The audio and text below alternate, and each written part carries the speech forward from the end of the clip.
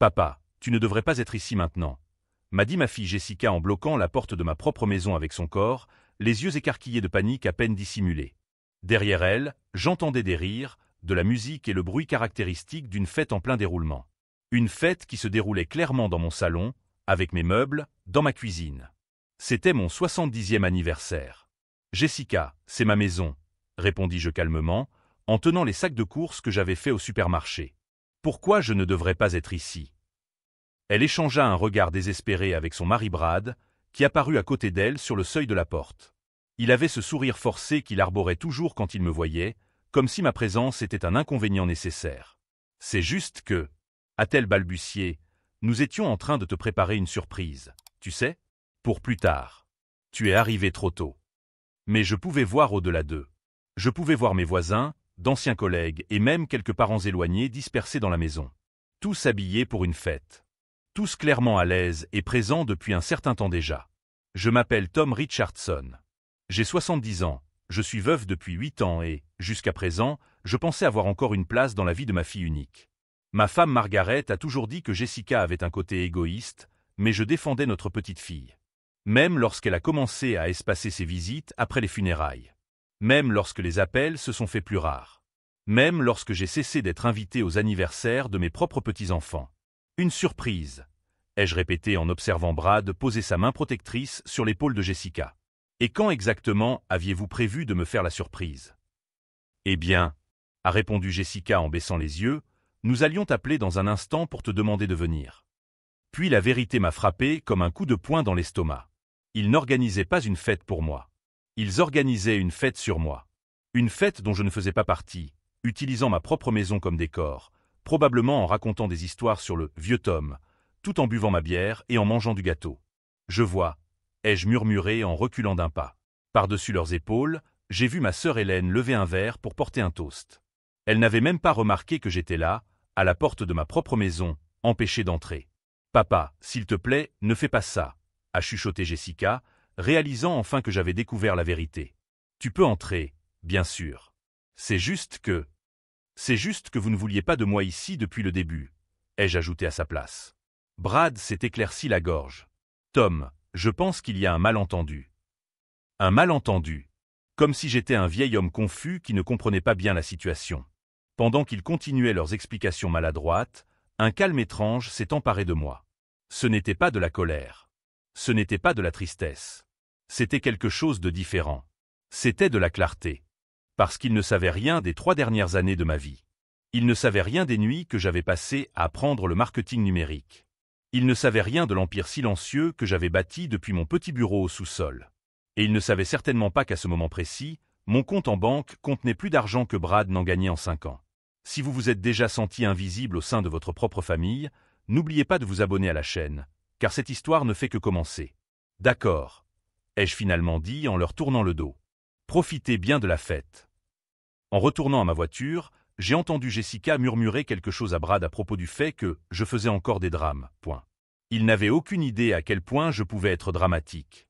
J'ai conduit jusqu'au parking du supermarché et je suis resté assis là pendant 20 minutes, regardant les gens entrer et sortir avec leurs sacs, leur vie normale, leur famille qui les aimait probablement assez pour les inviter à leur propre fête d'anniversaire. Jessica a toujours été comme ça. Même petite, elle avait une capacité impressionnante à réécrire la réalité pour servir ses intérêts. Quand elle avait 16 ans et qu'elle a cassé le vase préféré de Margaret, elle a passé une semaine entière à convaincre sa mère que c'était le chat. Margaret savait que c'était un mensonge. Le chat avait de l'arthrite et pouvait à peine monter sur le canapé, mais Jessica avait une façon de parler qui vous faisait douter de votre propre mémoire. « Tu n'as peut-être pas bien vu, maman, » disait-elle avec ses grands yeux innocents. « Tu sais que ta vue baisse. » Margaret n'avait jamais eu de problème de vue. Mais le vrai problème a commencé après les funérailles. Les premières semaines, Jessica venait encore souvent. Elle apportait des plats préparés qu'elle réchauffait, comme si elle les avait cuisinés elle-même. Elle s'asseyait avec moi dans le salon, jouait sur son téléphone et me disait que je devais sortir plus et me faire de nouveaux amis. « Papa, tu ne peux pas rester ici tout seul pour toujours, » disait-elle sans quitter son écran des yeux. « Ce n'est pas sain. » Mais j'ai remarqué comment elle regardait autour d'elle pendant ses visites. Son regard s'arrêtait sur le grand écran de télévision que Margaret et moi avions acheté lors de notre dernier Noël ensemble. Sur sa collection d'antiquités. Sur le piano que personne ne jouait plus. Et surtout sur le bureau du sous-sol, où je passais de plus en plus de temps. « Que fais-tu là-bas si longtemps » m'a-t-elle demandé un jour en descendant les escaliers sans y être invitée. « Rien de spécial », ai-je répondu en fermant rapidement mon ordinateur portable. « Juste quelques projets. » Elle a froncé les sourcils en regardant les piles de livres sur le marketing numérique, les cahiers remplis de notes, les post-its collés au mur avec des idées et des rappels. Des projets? Quel genre de projet un retraité a-t-il besoin de faire? La façon dont elle a prononcé le mot « retraité », comme s'il était synonyme des inutiles, est restée gravée dans mon esprit pendant des semaines. C'est à peu près à cette époque que Brad a commencé à apparaître plus souvent dans les conversations. Jessica l'avait rencontré lors d'un événement de réseautage organisé par l'entreprise où elle travaillait comme responsable des ventes. Il était conseiller financier, m'expliqua-t-elle, et aidait des gens importants à optimiser leurs investissements. Brad avait cette assurance qui vient du fait d'avoir grandi dans l'opulence et de ne jamais s'être demandé si l'on méritait vraiment ce que l'on avait. Des poignées de main trop fermes, des sourires qui duraient exactement le temps nécessaire pour paraître sincères, et une façon de parler d'argent qui donnait à toute conversation des airs d'opportunité commerciale. « Tom, m'a-t-il dit la première fois que je l'ai rencontré, Jessica m'a parlé de votre situation. Ça doit être difficile de vivre avec un revenu fixe après avoir travaillé pendant tant d'années. » Ma situation. Comme s'il s'agissait d'un problème médical. « En fait, ça va bien, » ai-je répondu. « Bien sûr, a-t-il acquiescé, de cette façon dont les gens le font quand ils ne vous croient pas mais ne veulent pas discuter. Mais vous savez, il y a toujours des moyens de maximiser ce que vous avez. Des investissements intelligents, une bonne planification fiscale. Je peux jeter un œil à vos finances, si vous voulez. C'est un service. Margaret m'avait toujours dit de me méfier des services que quelqu'un vous offre sans que vous les demandiez. Les visites de Jessica se sont espacées après son mariage avec Brad. Une fois par mois, puis une fois tous les 2 mois. Toujours pressée, toujours avec un rendez-vous important juste après. Nous aimerions vraiment rester plus longtemps, papa, disait-elle en prenant son sac alors que je servais encore le café. Mais Brad a une réunion avec des clients très importants. Les invitations à dîner ont complètement cessé après la naissance des jumeaux. Lucas et Emma, qui avaient maintenant 12 ans et que je voyais principalement sur des photos Facebook. Ils traversent une phase difficile, expliquait Jessica chaque fois que je suggérais de leur rendre visite. Tu sais comment sont les préadolescents. Très occupés par l'école et leurs activités. Trop occupés pour rendre visite à leur grand-père. Et aujourd'hui, pour mon 70e anniversaire, ils étaient trop occupés pour m'inviter à ma propre fête. J'ai pris mon téléphone et ouvert l'application de ma banque, juste pour m'assurer que les chiffres que je voyais tous les matins étaient toujours là. Solde du compte courant, 72 415 $. Solde de l'épargne, 1 283 902 $. Revenu du mois dernier provenant de mes 3 sources de revenus en ligne, 121 670 $. Il n'en avait aucune idée. Pendant que Jessica publiait des photos de brunch coûteux sur Instagram et que Brad vendait des assurances vie à des retraités désespérés, j'avais bâti un empire silencieux dans mon sous-sol. 3 années passées à étudier les algorithmes de YouTube, les stratégies de marketing numérique et les techniques de rédaction publicitaire. 3 années à faire semblant de regarder la télévision alors que je développais en réalité des cours en ligne pour aider des personnes de mon âge à prendre un nouveau départ après 60 ans. L'ironie, c'est que tout avait commencé parce que je voulais impressionner Jessica. Je voulais avoir quelque chose d'intéressant à raconter lorsqu'elle me demanderait comment je passais mon temps. Mais elle a arrêté de me poser la question avant que je n'ai trouvé de réponse. Maintenant, assis dans ce parking, regardant ma propre maison par la vitre latérale de la voiture, où une fête battait son plein sans moi, j'ai pris une décision. Il voulait me traiter comme si j'étais invisible? Parfait. Parce que les gens invisibles peuvent faire des choses que personne ne voit venir. Je suis rentré chez moi 2 heures plus tard, en prétendant être allé au cinéma. La fête battait toujours son plein. Je me suis garé de l'autre côté de la rue et j'ai regardé par la fenêtre du salon. Jessica était au centre d'un cercle de personnes, gesticulant avec animation tout en racontant une histoire. Probablement sur la difficulté de s'occuper d'un père veuf et têtu. Brad servait des verres dans ma cuisine, utilisant mon whisky de 15 ans que je gardais pour les grandes occasions. Il riait trop fort, comme toujours quand il buvait, et je voyais bien qu'il avait déjà ouvert la bouteille. Mais ce qui m'a vraiment fait mal, c'était de voir mes petits-enfants, Lucas et Emma, jouer dans le jardin avec des enfants que je ne reconnaissais pas. Ils avaient l'air heureux, détendus. Plus heureux que je ne les avais vus depuis des années. À quand remontait la dernière fois où ils avaient ri ainsi en ma présence? J'ai attendu que tout le monde soit parti, que Jessica et Brad aient fini de nettoyer le désordre avec la précipitation de ceux qui veulent effacer les preuves. À 22h30, ils sont enfin partis, emmenant les jumeaux à moitié endormis sur la banquette arrière du SUV. Je suis entré par la porte arrière, utilisant ma propre clé, comme si j'étais un intrus dans ma propre maison. Le salon sentait encore le parfum cher et le vin rouge. Il y avait quelques miettes sur le tapis que Margaret avait choisi 20 ans auparavant, et une tache sur le coussin du canapé qui ne partirait probablement jamais. Dans la poubelle de la cuisine, j'ai trouvé les restes de mon gâteau d'anniversaire. Un gâteau que je n'avais jamais goûté, avec des bougies que je n'avais jamais eu l'occasion de souffler. Le glaçage au chocolat collait encore aux parois de la poubelle. 70 bougies. Quelqu'un avait pris la peine de les compter. J'ai pris mon téléphone et j'ai vu 17 messages manqués. Tous de Jessica. Papa, où es-tu? S'il te plaît, appelle-moi quand tu reçois ce message. Je m'inquiète. Tu es parti sans rien dire. Brad a dit que tu étais peut-être en colère, mais que c'était un malentendu. Tu peux m'appeler? Je veux juste m'assurer que tu vas bien. Le dernier message était arrivé 20 minutes plus tôt. Papa, je t'aime. On peut se parler demain et tout clarifier. Je t'aime. À quand remontait la dernière fois où elle avait dit cela? À quand remontait la dernière fois où l'un d'entre eux avait dit cela? Margaret m'avait toujours mis en garde contre Jessica. Elle ne montre son affection que lorsqu'elle a besoin de quelque chose. Tom, disait ma femme. Fais attention au timing. À l'époque, je pensais que Margaret était trop dure avec notre fille. Maintenant, en relisant ses messages désespérés, je me rends compte que Margaret avait raison, comme toujours. Jessica ne s'inquiétait pas pour moi. Elle s'inquiétait des conséquences. Le lendemain matin, elle s'est présentée à ma porte avec un bouquet de fleurs et cette expression de fille repentante qu'elle avait perfectionnée au fil des ans. « Papa », m'a-t-elle dit en me serrant un peu trop fort dans ses bras, « je suis désolé pour hier. C'était vraiment un malentendu. » Je l'ai laissé entrer et lui ai proposé un café. Nous nous sommes assis à la table de la cuisine, celle où Margaret et moi avions pris notre petit déjeuner tous les jours pendant 41 ans. En vérité, a poursuivi Jessica en remuant le sucre dans son café plus fort que nécessaire, nous voulions faire quelque chose de spécial pour toi. Une vraie fête surprise.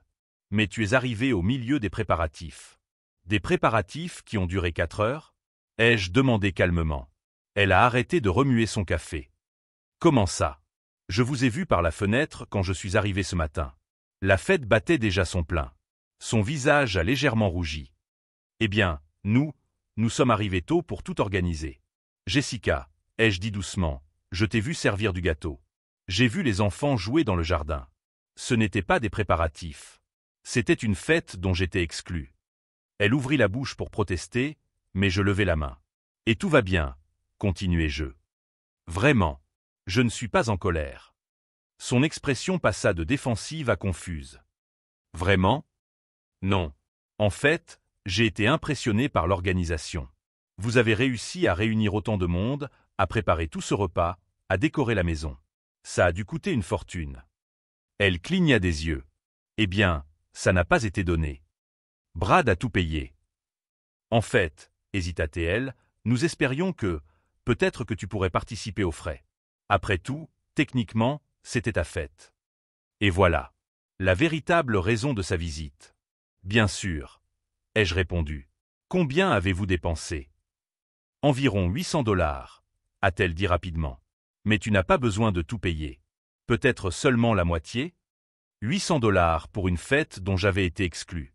Une fête dans ma propre maison, avec ma propre nourriture et mes propres boissons, et maintenant il voulait que je la paie. Pas de problème, ai-je dit en me levant pour prendre mon chéquier.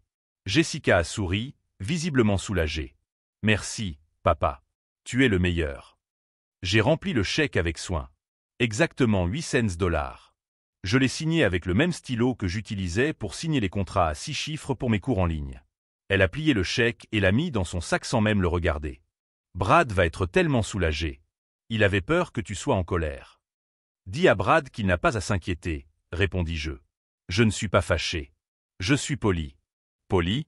Vous m'avez appris une leçon très précieuse hier, Jessica. Sur les attentes. Sur la famille. Sur ma place dans votre vie. Elle fronça les sourcils. Papa, tu parles bizarrement. Je parle clairement. Pour la première fois depuis des années. Je me dirigeai vers la porte et l'ouvris pour elle. Merci d'être venu. Et merci pour la fête. Ça m'a beaucoup éclairé. Jessica hésita sur le seuil, comme si elle voulait dire quelque chose, mais elle se contenta de murmurer « Je t'aime, papa » et sortit. Je refermai la porte et m'adossai contre elle pendant un moment. Il n'avait aucune idée de ce qu'il venait de faire. Il n'avait aucune idée qu'en m'excluant de ma propre fête d'anniversaire, il m'avait offert le cadeau le plus précieux qui soit. Une vision parfaitement claire de qui ils étaient vraiment. Et maintenant que je savais exactement qui ils étaient, je pouvais décider exactement qui je serais en réponse. Je descendis au sous-sol et allumai mon ordinateur portable. J'ai ouvert le fichier que j'avais commencé 3 mois plus tôt, lorsque j'avais remarqué pour la première fois que quelque chose changeait dans leur comportement. Le fichier s'appelait « Projet Réveil ». Il était temps de mettre tout cela en pratique. Si vous avez déjà payé pour une fête dont vous avez été exclu, abonnez-vous à la chaîne, car cette histoire est loin d'être terminée. Pendant que Jessica rentrait à la maison en racontant à Brad comment elle avait obtenu les 800 $ du vieux schnock, je tapais le premier email d'une série qui allait tout changer. L'objet était « Proposition d'investissement, opportunité unique pour la famille Richardson ». Ils ne le savaient pas encore, mais ils venaient de s'inscrire au cours le plus cher de leur vie. 3 semaines s'étaient écoulées depuis la fête d'anniversaire. Jessica m'avait appelé 2 fois pour prendre de mes nouvelles. Les 2 conversations ayant duré moins de 5 minutes avant qu'elles ne doivent répondre à un appel important pour le travail. Brad ne m'avait pas contacté une seule fois. Mais je ne m'inquiétais pas pour eux. J'étais occupé. Le « Projet Réveil » avait commencé 3 ans plus tôt, lorsque Margaret était décédée et que j'avais réalisé que j'avais 2 options, dépérir dans la solitude ou me réinventer complètement. J'ai choisi la réinvention. J'ai commencé par regarder des vidéos sur YouTube sur la façon dont des personnes de mon âge créaient des entreprises en ligne. Des personnes âgées enseignaient à d'autres personnes âgées comment investir, prendre leur retraite, gérer la solitude. La plupart étaient amateurs, mal filmés, sans véritable stratégie. J'y ai vu une opportunité. J'ai créé mon premier cours intitulé « Recommencer à 60 ans. Comment se constituer un revenu passif à la retraite ». Ce n'était rien de révolutionnaire, juste tout ce que j'avais appris sur les investissements condensés en 12 modules pratiques. J'en ai vendu 16 exemplaires le premier mois. Mais ce qui a vraiment tout changé, c'est quand j'ai découvert le pouvoir des histoires personnelles. J'ai commencé par partager mon propre parcours, veuf perdu qui s'est transformé en entrepreneur numérique. La vulnérabilité touchait les gens d'une manière que les données financières ne pourraient jamais égaler. En 6 mois, je gagnais 5 000 $ par mois. En 1 an, c'était 15 000 $. Aujourd'hui, 3 ans plus tard, mon activité comprend 4 cours différents, 2 podcasts hebdomadaires, une chaîne YouTube avec 86 000 abonnés et un service de conseil individuel facturé 500 $ de l'heure. L'ironie, c'est que Jessica et Brad, avec tous leurs contacts importants et leur réseautage constant, n'avaient jamais réussi à construire quoi que ce soit qui se rapproche de ce que j'avais. Mais ils ne le savaient pas. Pour eux, j'étais toujours le vieux Tom, assis seul chez lui, à regarder des rediffusions à la télévision. Le « Projet Réveil » était mon plan pour changer cette perception de manière spectaculaire. La phase 1 avait consisté en une observation silencieuse. Au cours des 6 derniers mois, j'avais documenté chaque interaction avec Jessica et Brad. Chaque conversation condescendante, chaque excuse pour ne pas me rendre visite, chaque fois qu'ils me traitaient comme un fardeau. En particulier leur attitude vis-à-vis de l'argent. Jessica insinuait toujours que je devrais faire plus attention à mes dépenses. Brad adorait faire des commentaires sur les personnes à revenus fixes et sur la nécessité pour elles de mieux planifier. Il considérait ma retraite comme une contrainte et non comme une liberté. La phase 2 consistait à préparer mes finances. Au cours des derniers mois, j'avais transféré la plupart de mes gains sur des comptes séparés, dans des investissements stratégiques et même dans quelques acquisitions auxquelles ils n'auraient jamais pensé. Comme la maison de plage à Myrtle Beach que j'ai achetée en décembre. Au comptant. Ou les actions de l'entreprise où travaillait Brad. J'avais découvert que Tech Solutions Inc. connaissait des difficultés financières et prévoyait de licencier 40% de son équipe de consultants dans les mois à venir. Brad n'était pas au courant. Mais moi, oui, car j'étais désormais actionnaire minoritaire de l'entreprise. La phase 3 serait la révélation contrôlée. J'ai ouvert mon ordinateur portable et j'ai revu le planning que j'avais établi. Dans 2 semaines, Jessica aurait 42 ans. Comme d'habitude, elle organiserait une petite fête, juste pour la famille proche. Comme d'habitude, je serais invité par obligation. Et comme d'habitude, il s'attendrait à ce que j'arrive avec un cadeau modeste et que je reste tranquille dans un coin. Cette fois-ci, ce serait différent. J'ai pris mon téléphone et j'ai appelé Marcus Wright, mon comptable personnel. Oui, j'avais désormais un comptable personnel. Et un avocat. Et un conseiller en investissement. Marcus, cet homme.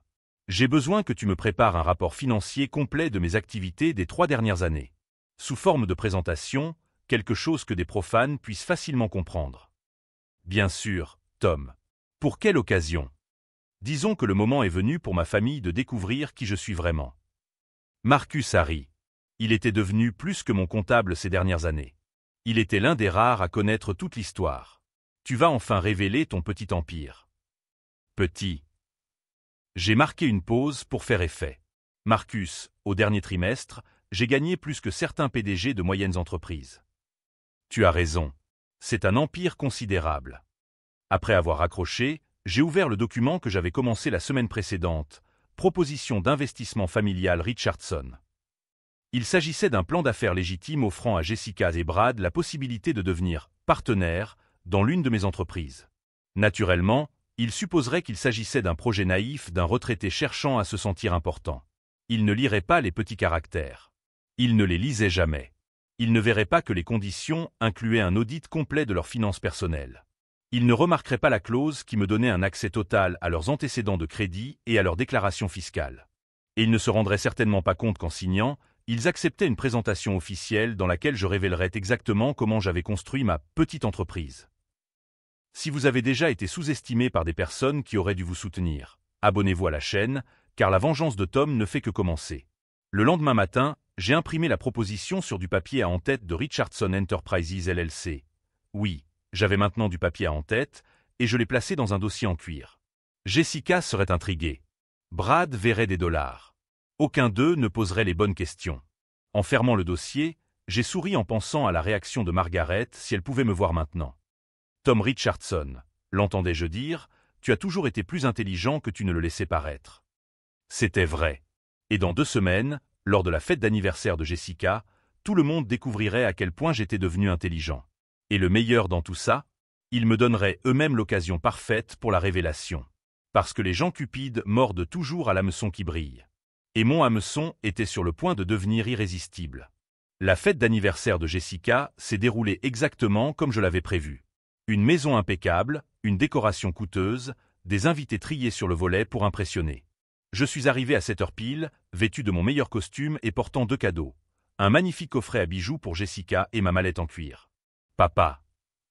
Jessica m'a serré dans ses bras, mais ses yeux étaient déjà en train de scruter les autres invités. Je suis contente que tu sois venu.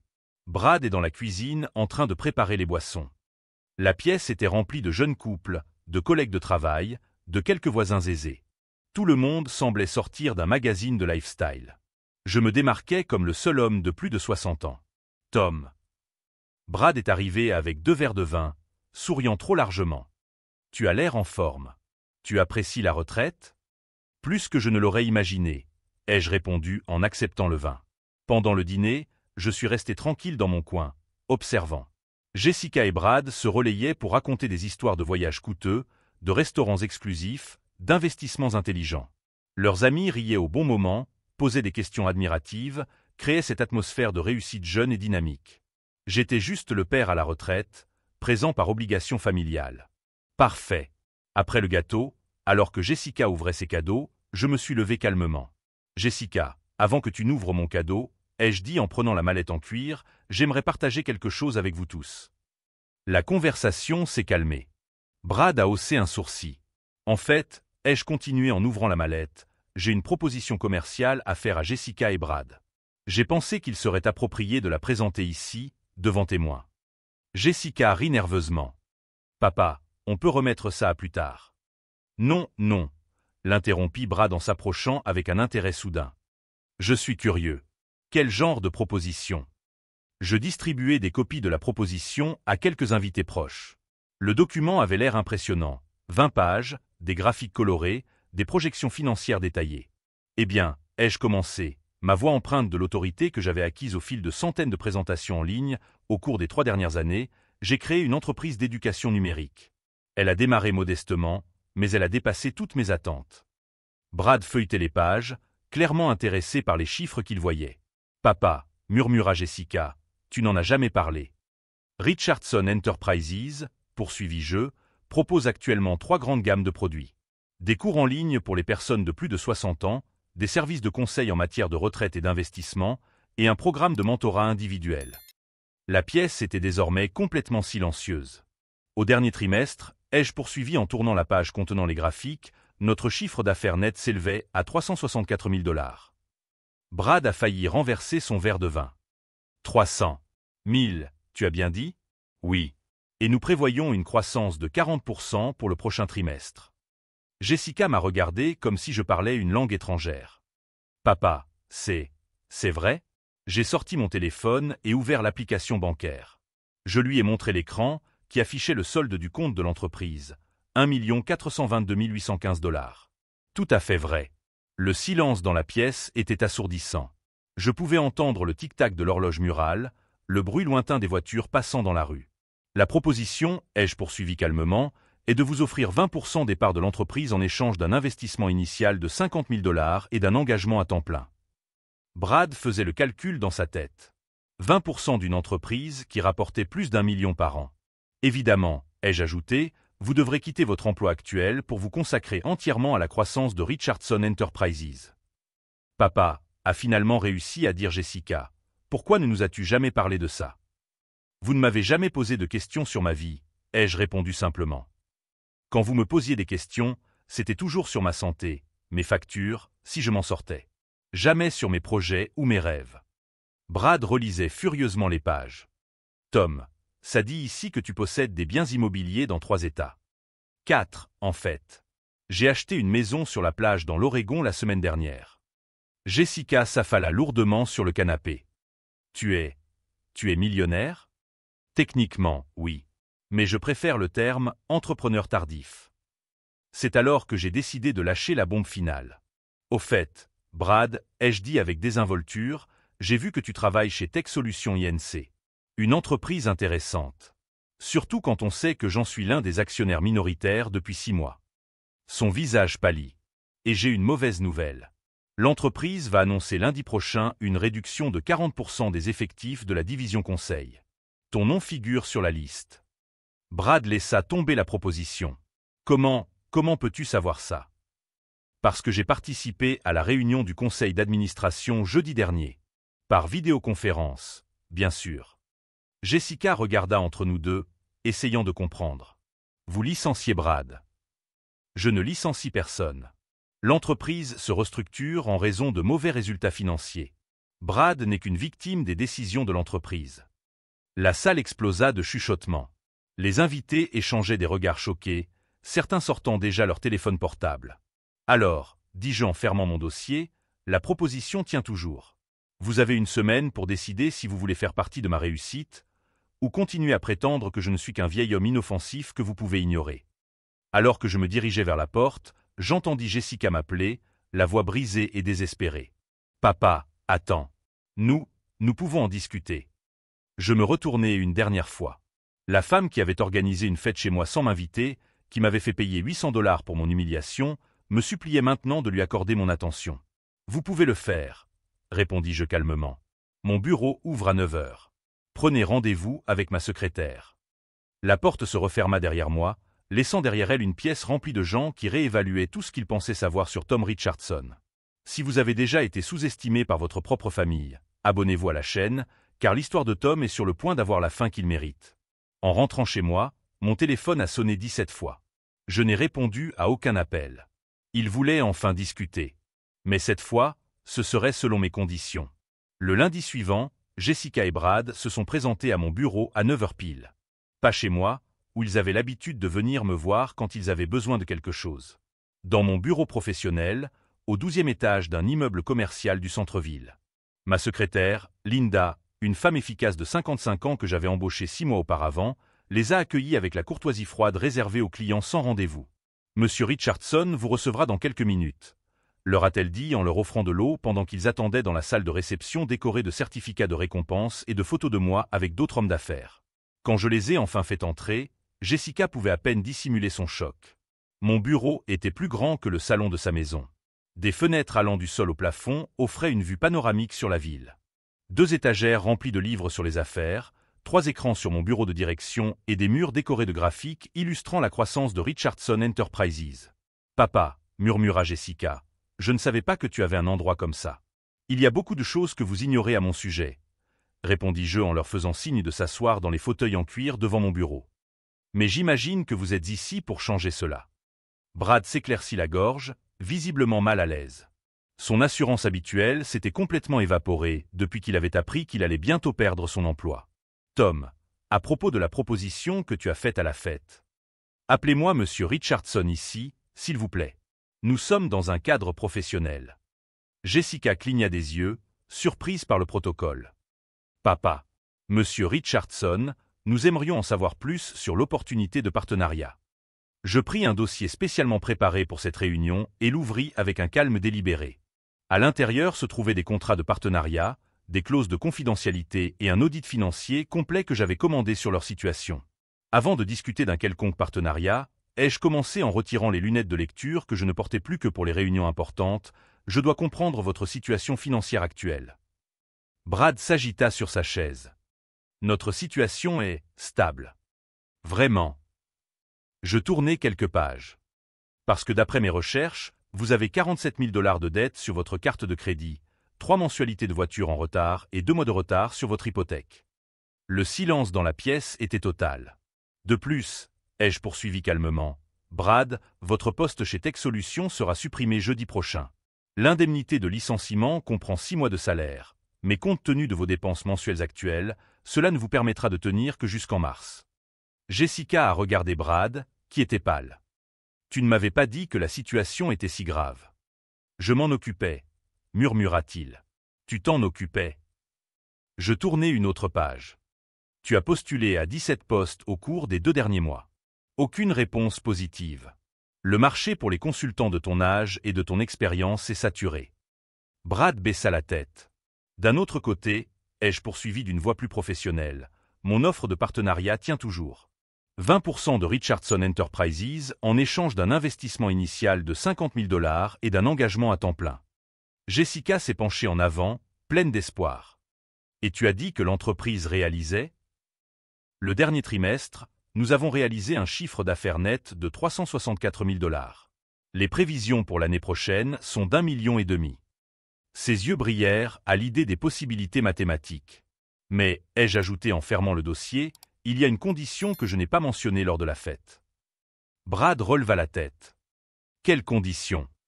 Vous devriez travailler directement pour moi. En tant qu'employé. Brad serait assistant en marketing numérique. Jessica, coordinatrice du service clientèle.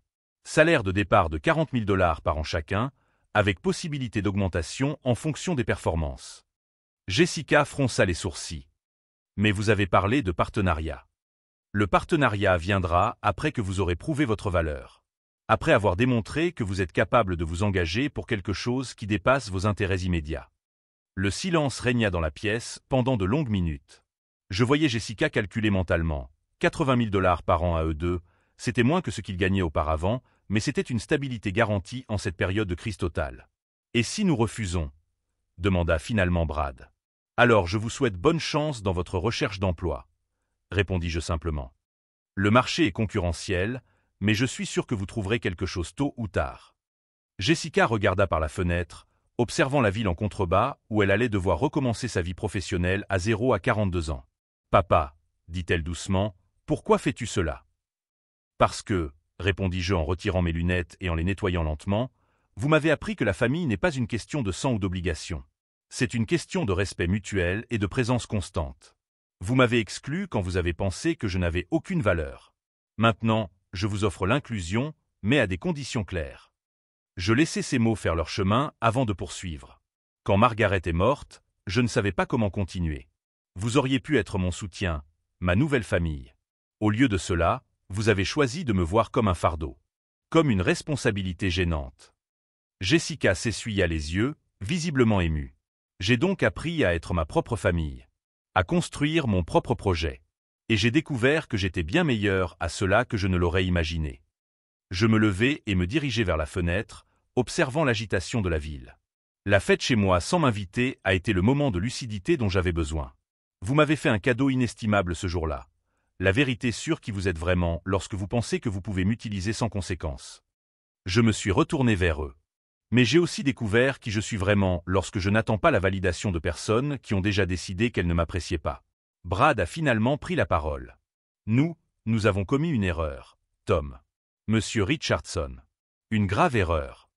Oui, vous avez commis une erreur. Mais les erreurs peuvent être corrigées avec du temps, des efforts constants et un changement sincère de comportement. Jessica s'est levée. Si nous acceptons de travailler pour vous, aurions-nous vraiment une chance de reconstruire notre relation? Ce serait une chance de construire une vraie relation pour la première fois, ai-je corrigé. Basée sur le respect mutuel plutôt que sur l'obligation familiale ou la commodité. Ils ont échangé des regards. La décision ne concernait pas seulement l'emploi ou l'argent. Il s'agissait de recalibrer complètement la dynamique familiale qu'ils avaient établie. « Nous avons besoin de temps pour réfléchir », a déclaré Jessica. « Bien sûr. Vous avez jusqu'à vendredi pour vous décider. Après cela, l'offre expirera et je chercherai d'autres candidats. » Linda les accompagna jusqu'à l'ascenseur tandis que je restais à la fenêtre, regardant leur silhouette s'éloigner sur le trottoir en contrebas. Le jeudi, Brad fut officiellement licencié. Le vendredi, ils acceptèrent ma proposition. 6 mois plus tard, Jessica était devenue l'une des meilleures coordinatrices du service clientèle que j'ai jamais eu. Elle s'est découvert un talent naturel pour résoudre des problèmes complexes et apaiser les clients frustrés. Brad, à ma grande surprise, s'est révélé créatif dans le domaine des campagnes de marketing numérique après avoir surmonté sa réticence initiale à prendre de nouvelles technologies. Plus important encore, ils ont commencé à me rendre visite le dimanche. Pas par obligation ou par intérêt financier, mais parce qu'ils voulaient sincèrement être là. Lucas et Emma, mes petits-enfants, ont enfin rencontré leur vrai grand-père, et non plus seulement cette figure lointaine qui leur envoyait des cadeaux à Noël. Lors de la réunion annuelle de l'entreprise, j'ai annoncé que Jessica et Brad avaient obtenu leur part de 20%. Ils ont pleuré en signant les documents officiels du partenariat. « Papa, » m'a dit Jessica ce soir-là, après le départ de tous les autres employés, « pourquoi nous as-tu donné une seconde chance ?» Parce que, ai-je répondu en rangeant les papiers sur le bureau, la véritable vengeance n'est pas de détruire ceux qui t'ont fait du mal. C'est de leur donner la possibilité de devenir meilleurs qu'ils n'étaient lorsqu'ils t'ont fait du mal. Brad, qui était resté silencieux pendant la célébration, a finalement pris la parole. Nous ne méritions pas cette générosité. Non, ai-je répondu. Mais le mérite n'est pas le sujet. C'est la croissance qui compte. Aujourd'hui, 3 ans après la fête d'anniversaire qui a tout changé, Richardson Enterprises compte 22 employés et des bureaux dans 4 États. Jessica dirige le service clientèle avec une équipe de 8 personnes. Brad dirige notre équipe de marketing numérique et s'est découvert un véritable talent pour le storytelling dans les campagnes. Lucas veut étudier la gestion quand il entrera à l'université. Emma passe ses étés à faire un stage dans l'entreprise où elle apprend le métier que son grand-père a bâti. Et moi? Eh bien, j'ai découvert que la meilleure vengeance n'est pas de prouver que vous êtes meilleur que ceux qui vous ont fait du mal. C'est de vous prouver à vous-même que vous pouvez transformer la douleur en motivation, le rejet en renouveau, l'exclusion en expansion. Margaret disait toujours que les meilleures leçons viennent des pires moments. Elle avait raison, comme toujours.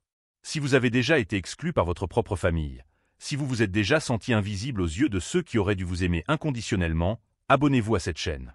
Parce que l'histoire de Tom Richardson prouve qu'il n'est jamais trop tard pour reconstruire sa vie selon ses propres conditions.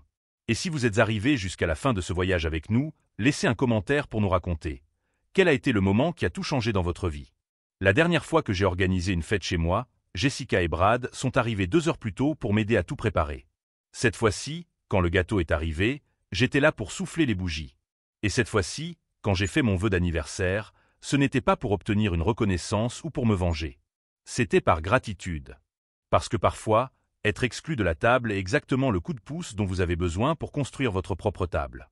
Une table plus grande, plus solide, où il y a de la place pour tous ceux qui choisissent de s'asseoir avec respect et détermination. La famille Richardson d'origine comptait 3 membres. La famille Richardson que j'ai construite compte 22 employés, 4 petits-enfants adoptifs d'employés qui m'appellent grand-père Tom, et un réseau de clients qui sont devenus de vrais amis. Ils ont essayé de me rabaisser. Au lieu de cela, ils m'ont appris à quel point je pouvais devenir grand.